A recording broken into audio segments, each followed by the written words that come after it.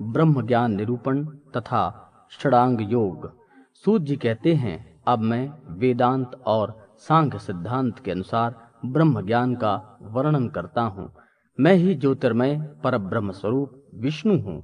ऐसा चिंतन करते हुए सूर्य, हृदयाकाश और वह्नि में एक ही ज्योति तीन रूप में स्थित है, ऐसा निश्चय करना चाहिए। जैसे गायों के शरीर में घृत रहने पर भी घृत गाय को बल प्रदान नहीं करता, परंतु उसी घृत को निकालकर विधि के अनुसार गायों के निमित्त प्रयोग करने पर वह घृत महाबलप्रद हो जाता है, वैसे ही विष्णु सभी जीवों के शरीर में विद्यमान रहने पर भी बिना आराधना के कल्याणकारी नहीं हो सकते। जो योग रूप वृक्ष पर चढ़ने की इच्छुक है और उसके लिए ज्ञान कर्म आवश्यक है, किंतु जो योगी पुरुष वृक्ष पर आरूढ़ हो चुके हैं उनके लिए त्याग और वैराग्य की आवश्यकता है एवं ज्ञान ही महत्वपूर्ण हो जाता है। जो शब्दादि विषयों को जानने की इच्छा करता है उसमें राग द्वेषादि प्रादुर्भूत हो जाते हैं। इसी कारण मनुष्य लोभ मोह तथा क्रोध के वशीभूत होकर पापाचार करता है। जिसके हाथ उपस्थ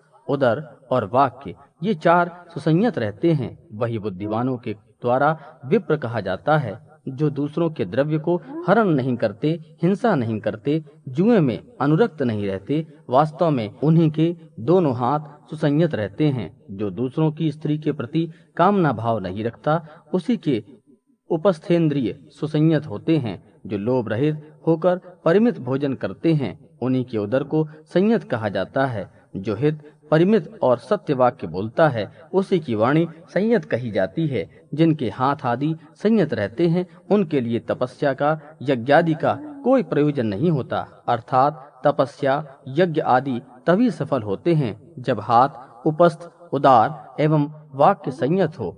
मन बुद्धि और इंद्रियों का अत्यंतिक ऐसा अर्थात सदा ध्येय तत्व में लगा रहना ध्यान कहलाता है। वह ध्यान दो प्रकार का होता है, सबीज तथा निर्बीज। चिंतन की मूल आधार शक्ति बुद्धि भवों के मध्य भाग में रहती है। इसे यदि जीव विषयों में लगाए रहता है तो यही जागृत अवस्था में होती है। जब जीव की इंद्रियां शांत हो जाती हैं, केवल मन चंचल हो और इसी कारण बाहरी एवं भीतरी विषयों को केवल स्वप्न में जीव देखता रहे तो यही स्वप्नावस्था होती है। जब मन हृदय में स्थित हो तथा तमोगुण से मोहित होने के कारण कुछ भी स्मरण न कर सके तब सुसुप्ति अवस्था समझनी चाहिए। जो इंद्रिय होते हैं उनको जागृत अवस्था में तंद्रा मोह और भ्रम नहीं उत्पन्न होता, वह शब्दार्थ विषयों में आसक्त नहीं होता। ज्ञानी इंद्रियों और मन को विषयों में खींचकर बुद्धि के द्वारा अहंकार को एवं प्रकृति के द्वारा बुद्धि को संयत कर और चित्त शक्ति के द्वारा प्रकृति को भी संयत कर केवल आत्म स्वरूप में अवस्थित रहता है। इस स्थिति में ज्ञानी मन में स्वप्रकाश आत्मा को देख सकता है। आत्मा स्वप्रकाश है, ज्ञेय है, ज्ञाता है और ज्ञानाधिकरण है। चिद्रूप अमृत शुद्ध निष्क्रिय सर्वव्यापी शिवप्रद आत्मा को जानकर मनुष्य तुरीय अवस्था में आ जाता है। इसमें संशय नहीं है। जीव का अंतिम लक्ष्य मुक्ति है। वह मुक्ति जीवन को तभी प्राप्त होती है जब वह पुर्याष्टक एवं त्रिगुणात्मक का प्राकृतिक परित्याग कर देता है। यह पुर्याष्टक एक कमल के रूप में माना गया है। संसारावस्था में जीव इसी कमल रूपी पुर्याष्टक की कर्णिका में स्थित रहता है। तीनों गुण सत्व रज एवं तम की साम्यावस्था स्वरूप प्रकृति ही पुर्याष्टक रूपी कमल की कर्णिका है। इस पुर्याष्टक रूप कमल के 8 पत्र दल हैं।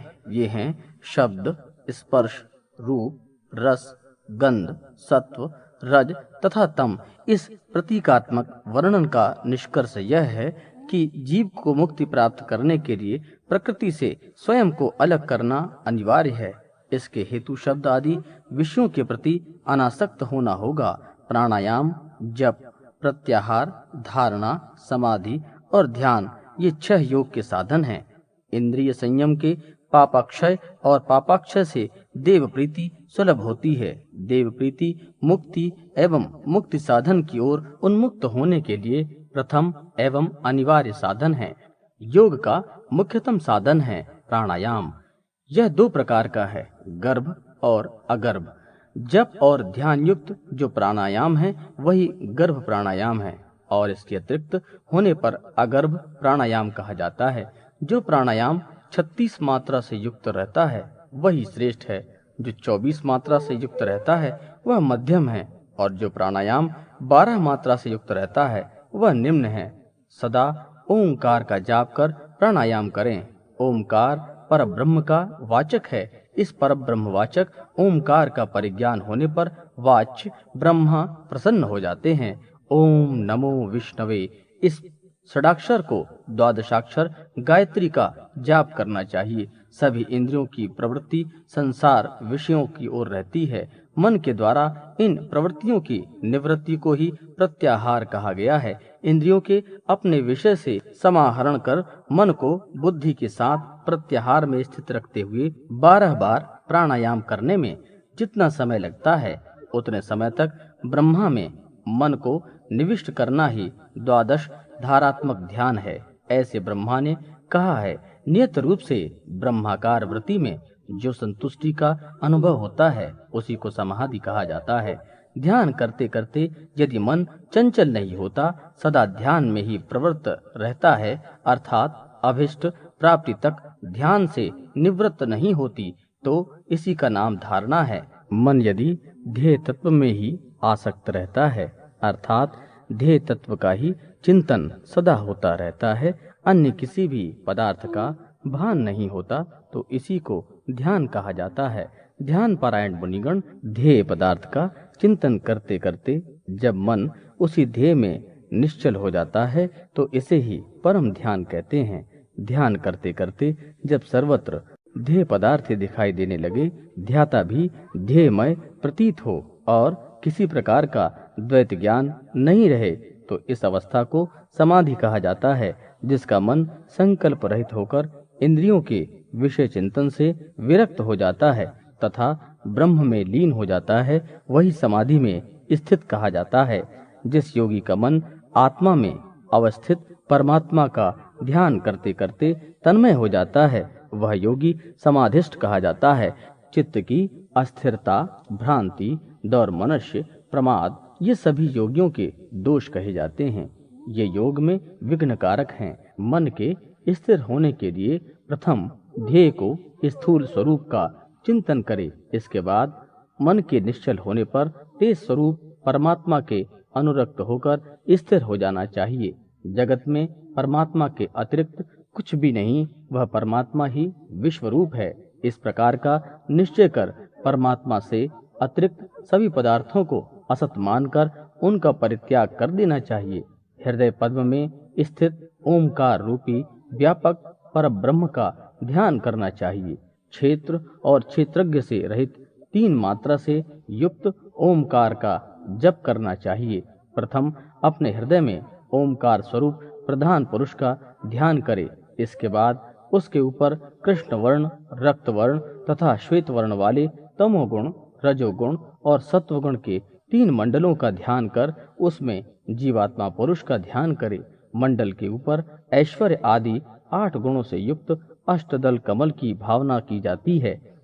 इस कमल की कर्णिका का ज्ञान है, केसर विज्ञान, नाल वैराग्य है एवं इसका कंद वैष्णव धर्म है। मुक्ति साधन व्यक्ति इस हृदय पद्म की कर्णिका में स्थित प्राण स्वरूप ब्रह्मा का ध्यान चेतन, निश्चल तथा व्यापक रूप में करे। इस ओमकार स्वरूप ब्रह्म का ध्यान करते करते यदि कोई प्राणों का परित्याग कर देता है तो वह ब्रह्म सायुज्य प्राप्त कर लेता है। योगी देहगत पद्म के माध्यम में हरि को बैठाकर भक्ति भाव से उनका ध्यान करें। कुछ लोग ध्यान रूपी चक्षु से आत्मा को देखते हैं। सांख्य दर्शन वेत्ता लोग प्रकृति पुरुष के विवेक से तथा योग वेत्ता योग के प्रभाव से आत्मदर्शन करते हैं। आत्मा ज्ञान रूप है। वास्तव में ज्ञान का ही महत्व है। ज्ञान ही ब्रह्म का प्रकाश है और ज्ञान ही भवबंधन को काटने वाला है। इसीलिए ध्यान साधना में एक चित्तता ही प्रधान योग है। यही योग योगियों को मुक्ति प्रदान करता है, इसमें संशय नहीं है। यह एक चित्तता का योग आध्यात्म दर्शन में ही पर्यावसित है। जो इंद्रियादि को जीतकर यज्ञ से प्रदीप्त हो जाता है। परमात्मा में अवस्थित इसी योग को मुक्त कहा जाता है। आसन, स्थान आदि की विधियां योग के साधन नहीं होती, प्रत्युत ये तो सिद्ध योग की विलंब कराने वाली हैं। ये सब विधियां साधन के विस्तार मात्र हैं। शिशुपाल ने स्मरणाभ्यास के प्रभाव से सिद्धि लाभ किया था। योग अभ्यास करने वाले योगीजन आत्मा से आत्मा को देखते हैं। योगीजन सभी प्राणियों में करुणा भाव, विषयों के प्रति द्वेष एवं शिशन की, उदार की, प्राणायता की परित्याग करते हुए मुक्ति प्राप्त करते हैं। जब योगी मनुष्य इंद्रियों से इंद्रियों के विषय का अनुभव नहीं करता, तब काष्ठ की भांति सुख दुख के अनुभव से अतीत होकर ब्रह्म में लीन हो जाता है, अर्थात मुक्त हो जाता है। मेधावी साधक सभी प्रकार के वर्ण भेद, सभी प्रकार के ऐश्वर्य भेद एवं सभी अशुभ तथा पापों को ध्यान अग्नि के द्वारा भस्मसात कर परम गति को प्राप्त करता है। जैसे काष्ठ से काष्ठ में घर्षण करने से अग्नि का दर्शन होता है, वैसे ही ध्यान से परमात्मा स्वरूप हरि का दर्शन किया जा सकता है। जब ब्रह्म और परमात्मा स्वरूप हरि का दर्शन किया जाता है, जब वह ब्रह्म आत्मा के एक तत्व का ज्ञान होता है, तभी योग का उत्कर्ष जानना चाहिए। किसी भी बाह्य उपाय से मुक्ति की प्राप्ति नहीं हो सकती। मुक्ति की प्राप्ति अभ्यांतरिक यम, नियम आदि उपायों के द्वारा ही होती है। सांख्य ज्ञान, योगाभ्यास और वेदांत आदि के श्रवण से जो आत्म का प्रत्यक्ष होता है, उसे मुक्ति कहा जाता है। मुक्ति होने पर अनात्मा में आत्मा का और असत पदार्थों में सत तत्व का दर्शन होता है। आत्मज्ञान निरूपण। श्री भगवान बोले, हे नारद, अब मैं आत्मज्ञान का तात्विक वर्णन करूंगा, आप सुने। अद्वैत तत्व ही सांख्य है और उसमें एक चित्तता ही योग है। जो अद्वैत तत्व योग से संपन्न हैं, वे भवबंधन से मुक्त हो जाते हैं। अद्वैत तत्व का ज्ञान होने पर अतीत, वर्तमान और भविष्य के सभी कर्म नष्ट हो जाते हैं। ज्ञानी व्यक्ति सद्विचार रूपी कुल्हाड़ी के द्वारा संसार रूपी वृक्ष को काटकर ज्ञान वैराग्य रूपी तीर्थ के द्वारा वैष्णव पद प्राप्त करता है। जागृत, स्वप्न और सुसुप्ति, यह तीन प्रकार की अवस्था ही माया है, और जो संसार का मूल है, वह माया जब तक रहती है तब तक संसार ही सत्य में अवगत होता है। वास्तव में शाश्वत अद्वैत तत्व में ही सब कुछ प्रविष्ट है। अद्वैत तत्व ही पर ब्रह्म है। यह पर ब्रह्म नाम रूप तथा क्रिया से रहित है। यह ब्रह्म ही इस जगत की सृष्टि कर स्वयं उसी में प्रविष्ट हो जाता है। मैं मायातीत चित पुरुष को जानता हूँ और मैं भी आत्म स्वरूप हूँ। इस प्रकार ज्ञान ही मुक्ति का मार्ग है। मोक्ष लाभ के लिए इसके अतिरिक्त अन्य कोई भी उपाय नहीं है। श्रवण, मनन और ध्यान ये सभी ज्ञान के साधन हैं। यज्ञ, दान, तपस्या, वेदाध्ययन और तीर्थ सेवा मात्र से मुक्ति की प्राप्ति नहीं होती। मुक्ति किसी मत से, दान ध्यान से तथा किसी के मत से पूजा आदि कर्मों से होती है। कर्म करो और कर्म का त्याग करो, ये दोनों वचन वेद में मिलते हैं। निष्काम भाव से यज्ञादि कर्म मुक्ति के लिए होते हैं, क्योंकि निष्काम भाव से अनुष्ठित यज्ञादि अंतःकरण की शुद्धि के साधन हैं। ज्ञान प्राप्त होने पर एक ही जन्म में मुक्ति प्राप्त हो जाती है। द्वैत भाव रखने पर तो मुक्ति संभव ही नहीं होती। कोई योग भी मुक्ति प्राप्त नहीं कर सकते। किसी कारण योग भ्रष्ट होने पर योगियों के कुल में उत्पत्ति हो सकती है। ऐसी स्थिति में मुक्ति संभव है। कर्मों से भवबंधन और ज्ञान होने पर जीव की संसार से मुक्ति हो जाती है। इसलिए आत्मज्ञान का आश्रय करना चाहिए। जो आत्मज्ञान से भिन्न ज्ञान है, उसको भी अज्ञान कहा जाता है। जब हृदय में स्थित सभी कामनाएं समाप्त हो जाती हैं, तब जीव जीवन काल में ही अमरत्व की प्राप्ति कर लेता है। इसमें तनिक भी संशय नहीं है। यदा सर्वे विमुच्यन्ते कामा ये यस्य हृदय स्थिताः तदा अमृत तत्वमाप्नोति जीवनेन न संशयः।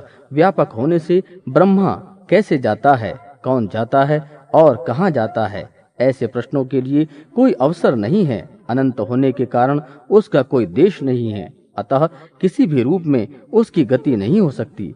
पर ब्रह्म अद्वय है, अतः उससे भिन्न कुछ भी नहीं है, वह ज्ञान स्वरूप है, अतः उसमें जड़ता कैसे हो सकती है। वस्तुतः ब्रह्म आकाश के समान है, इसलिए उसकी गति, अगति, स्थिर आदि का विचार कैसे हो सकता है। जागृत, स्वप्न, सुसुप्ति आदि अवस्था माया के द्वारा कल्पित है, अर्थात मिथ्या है।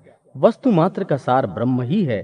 तेजोमय स्वरूप ब्रह्म को एक अखंड परम पुण्य स्वरूप समझना चाहिए। जैसे अपनी आत्मा सबको प्रिय है, वैसे ही ब्रह्म सबको प्रिय है, क्योंकि आत्मा ही ब्रह्म है। हे महामुनि, सभी तत्वज्ञ ज्ञान को सर्वोच्च मानते हैं, इसलिए चित्त का आलंबन बोध स्वरूप आत्मा ही है। यह आत्मविज्ञान है, यह पूर्ण है, शाश्वत है। जागते सोते सुसुप्तावस्था में प्राप्त होने वाला सुख पूर्ण सुख रूप ब्रह्म का ही एक शुद्ध अंश समझना चाहिए। जैसे एक मृण्मय वस्तु का ज्ञान होने पर समस्त मृण्मय पदार्थ ज्ञान कर लिए जाते हैं। सर्वत्र व्याप्त शाश्वत तत्व ज्ञान स्वरूप ब्रह्म आदि सदा सर्वत्र सभी के हृदय में विद्यमान नहीं है, तो विस्मृत अर्थ का स्मरण नहीं होना चाहिए, पर होता है। ऐसी स्थिति में यह स्मरण किसको होता है? निश्चित ही चेतन तत्व को ही होता है। इसे ही आत्मा, ब्रह्म, परमात्मा आदि के रूपों में स्वीकार किया गया है।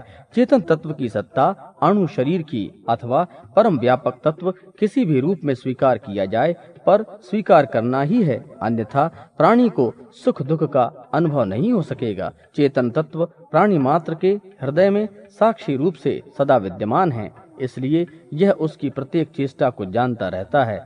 और इस जानकारी का फल यह है कि प्राणी के शुभाशुभ कर्म का फल यथा समय मिलता रहता है। यह ब्रह्म तत्व सत्य ज्ञान एवं आनंद रूप है तथा अनंत है।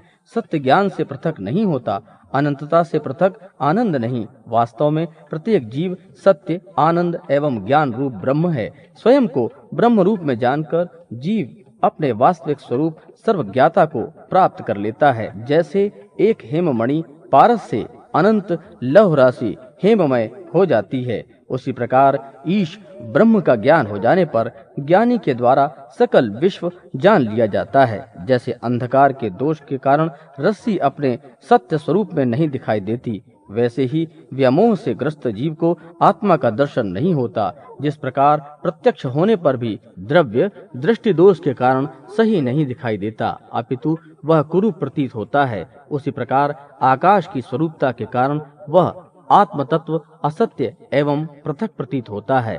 जैसे रज्जु में सर्प का और सीप में रजत का आभास होता है और मृग मारीचिका में जल का आभास होता है, उसी प्रकार विष्णु में जगत की प्रतीति होती है। जैसे कोई द्विज ग्रहविष्ट होने के कारण मैं शूद्र हूँ ऐसा मानता है और ग्रह बाधा नष्ट होने के पश्चात वही व्यक्ति पुनः ध्यान करता हुआ अपने को ब्राह्मण मानता है, वैसे ही माया के आच्छन्न जीव यह मैं ही हूँ ऐसा स्वीकार करता है। माया रूपी अज्ञान के समाप्त हो जाने पर पुनः वह अपने स्वरूप में मैं परम ब्रह्म हूँ ऐसा मान लेता है। जैसे ग्रह के नाश हो जाने पर उसको मानने वाला प्राणी उसे क्रूर ग्रह के रूप में देखता है, वैसे ही अपने स्वरूप का दर्शन होने पर माया के अभाव में उसकी मायिक पदार्थ से विरक्ति हो जाती है। जैसे संसार चक्र अनादि है, वैसे ही उसके मूल भगवान की माया भी अनादि है। इस माया के सत और असत दो स्वरूप हैं। व्यवहार काल में वह सत और परमार्थतः असत है। माया के कारण ही आज परमात्मा भी अपनी माया के आवेश में जगत के स्वरूप में परिणत हो जाता है। माया की इच्छा से ही पति पत्नी आदि के स्वरूप में यह संपूर्ण जगत में कल्पित है। 28 तत्वों का यह त्रिगुणात्मक जगत और 84 लाख योनियों के नर और नारियों की आकृति माया के द्वारा ही रचित है। त्रिगुणात्मक 28 तत्वों के रूप में माया के द्वारा ही खड़ांश विश्व की सृष्टि होती है। वस्तुतः नाम रूप और क्रिया आदि जगत की सत्ता माध्यम से ही है, आदि और अंत में नहीं। इसलिए व्यवहार काल में सत्य प्रतीत होने पर भी परमार्थतः यह मिथ्या है। जिस प्रकार स्वप्नावस्था में रथ आदि की सत्ता प्रतीत होती है, किंतु वहां उसका अस्तित्व रहता नहीं है, उसी प्रकार जागृत अवस्था में भी समृद्धियां उस प्राणी के पास नहीं रहती। परमार्थतः जैसे जागृत अवस्था में और स्वप्न अवस्था के पदार्थों का भावाभाव प्रतीत होता है, वैसे ही मायिक पदार्थ भी व्यवहार और परमार्थ में सत असत हैं। स्वप्न तथा जागृति की स्थिति में ऐसे ही इस परम ब्रह्म का अस्तित्व है, किंतु सुसुप्तावस्था में प्राणी का चित्त निश्चल होता है। सभी ज्ञानेंद्रियों एवं कर्मेंद्रियों के साथ मन उस आत्मा के साथ एकाकार की स्थिति में रहता है। अतः उस समय सत्य असत्य का कुछ भी ज्ञान प्राणी को नहीं होता। इसी निश्चेष्टा को अचल और अद्वैत पद कहते हैं। ऐसा ही उस ब्रह्म का स्वरूप है। माया का अस्तित्व अविचार के कारण ही सिद्ध होता है, किंतु विचार करने पर वह अस्तित्वहीन है। यह ब्रह्म के समान निरंतर विद्यमान रहती है। ऐसा नहीं है, यह तो मात्र कल्पना है। इस प्रकार असत माया का आत्म संबंध के कारण मायत्व सिद्ध होता है। जो सत्य होता है उसी का अस्तित्व माना जाता है और अस्तित्व के कारण ही पदार्थ की सत्यता स्वीकार की जाती है।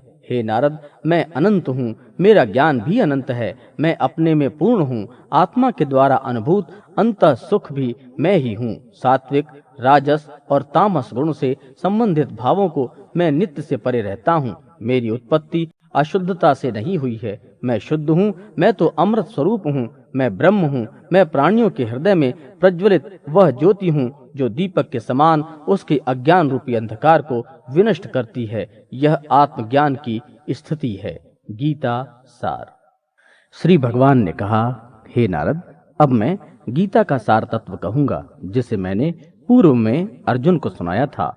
अष्टांग योग युक्त एवं वेदांग परांगत मनुष्यों के लिए आत्म कल्याण संभव है। आत्म कल्याण ही परम कल्याण है।